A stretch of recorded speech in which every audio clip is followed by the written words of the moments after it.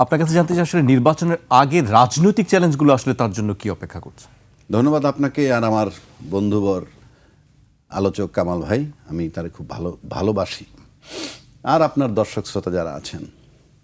আসলে তারেক জিয়া সাহেব দীর্ঘ 17 বছর 16 বছর অ্যাবসোলুটলি দেশের বাইরে ছিলেন। এক টেলিফোনিক কন্ট্যাক্ট, সোশ্যাল মিডিয়ার কন্ট্যাক্ট, ভার্চুয়াল মিটিং এছাড়া কোনো ফরমেশন, কোনো যোগাযোগের মাধ্যম তার জন্য ছিল না। ফিজিক্যালি গিয়ে দেখা করা, they are very few in number. মানে এত বড় একটা দলের হার্ডলি আমার কাছে মনে হয় ঢাকা থেকে গিয়ে দেখা করা, আমি 17 বছরে কয়জন করছে আমি ঠিক জানি না, 2,000, 500, 1000 করতে পারে, সেটিও কম, সীমিত। সেটিও সীমিত। আর দ্বিতীয় কথা হচ্ছে যে আমরা আমাদের ঘরে থেকে আমাদের ঘরটা ঠিক রাখতে পারি না। সুতরাং আপনি কেউ যদি বলে যে 16 বছর বাইরে থেকে তার দল সম্পূর্ণ ঠিক আছে, আমি গ্রহণ করব না। যদি থাকতোই উনি না আসলেও পারতেন, আমি ওই অর্থে বলছি, না আসলেই পারতেন, ওইখানে বেশি ইলেকশন করেন না, হি হ্যাজ দ্য রাইট, কথার কথা বলছি।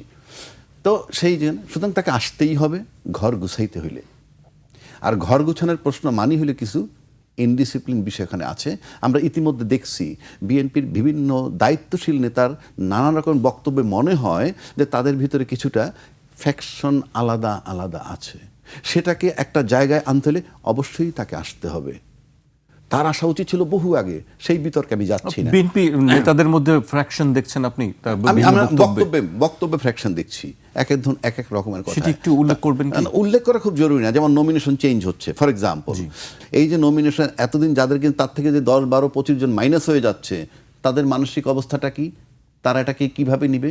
ওখানে তৃতীয় ব্যক্তি যদি আসে অন্য দলের, সেটাকে কিভাবে? রাজনৈতিক চ্যালেঞ্জ আসলে এটা তো নিজের দলের চ্যালেঞ্জ বলছি। এইবার আসেন, ওনার চ্যালেঞ্জ দুই ধরনের, before election and after election.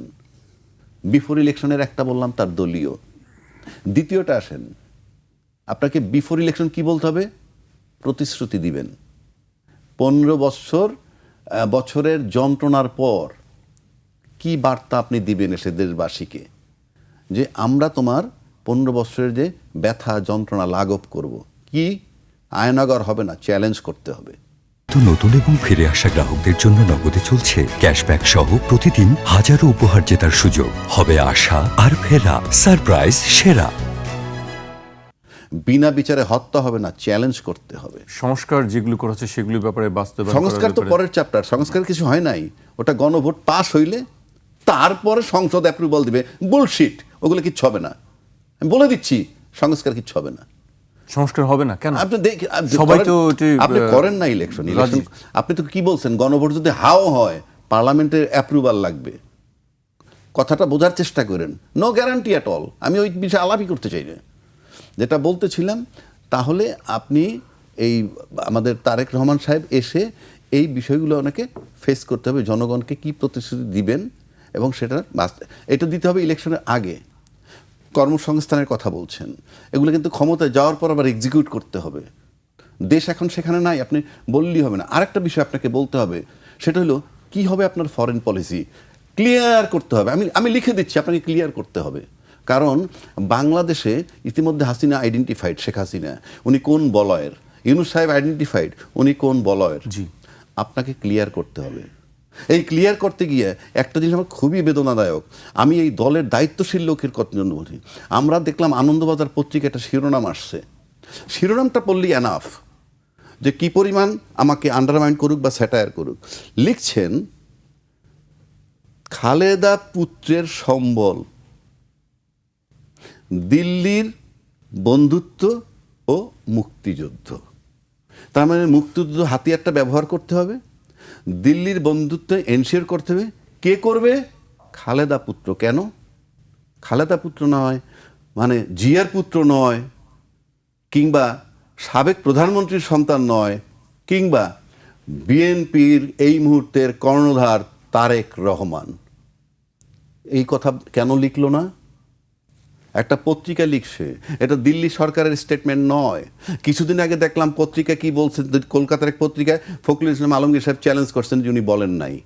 একই চ্যালেঞ্জ এখানে আসে নাই কেন? আমার নেতা, আমি এই দেশে প্রধানমন্ত্রী হিসেবে স্বপ্ন দেখতেছি তারেক রহমান সাহেবই হবেন। তো সেই নেতাকে যখন একটা পত্রিকা বলে একটা দায়িত্বশীল লোক, এত বড় একটা পার্টির প্রধান, খালেদা পুত্র মানে কি, আমি আজকেও দাবি করতেছি এই প্রতিবাদ করতে হবে, নয়তো আমরা ধরে নিব যে অন্যরকম আমরা চিন্তা করব আপনারা কারা। এইবার আসেন, এটা আমি এই প্রসঙ্গে আসলো বলে বললাম। এরপর আসেন কি চ্যালেঞ্জ, বিচারের কন্টিনিউশন, প্রতিশ্রুতি দিতে হবে যে ইয়েস বিচারটা কার, কোনো ব্যক্তির না, স্বৈরাচার ছিল। আপনারা দায়িত্বশীল দাবি করতেছেন, বিশাল আন্দোলন আপনারা করেছেন, সেই আন্দোলন করে তাকে যখন সরিয়েছেন, তাইলে আপনার সেই বিচার কন্টিনিউ থাকবে, সেটাকে প্রতিশ্রুতি দিতে হবে। 4 নম্বর আসেন জুলাই চেতনা ধারণকারীদের মূল্যায়ন, যে আমরা তো জুলাই চেতনা ধারণ করি, তা আপনারা যদি ধারণ করেনি তাইলে জুলাই চেতনা মঞ্চ আলাদা কেন, ইনকিলাব মঞ্চ কেন, এনসিপি দল হইল কেন, আপনাদের সাথেই তো মিশে যেতে পারতো। সময়ের ব্যবধানে অতীতে কি করছেন, এই 5ই আগস্টের পরে ওগুলো আমি যাচ্ছি না, লেটেস্ট যেটা হচ্ছে আওয়ামী লীগের লোক যোগ দিচ্ছে আপনার দলে, যোগ দেওয়াটাকে আমার অপরাধ না, কিন্তু আওয়ামী লীগ তো অ্যাবসোলিউটলি জুলাই চেতনা বিরোধী। সেই লোক যখন আপনার দলের ভিতরে যাতায়াত জায়গা পাচ্ছে, তাহলে আমি কি করে করব যে আপনি জুলাই চেতনা লালন করছেন। এইবার আসেন যে অর্থনৈতিক মুক্তি কি হবে, সেই প্রতিশ্রুতি দিতে হবে।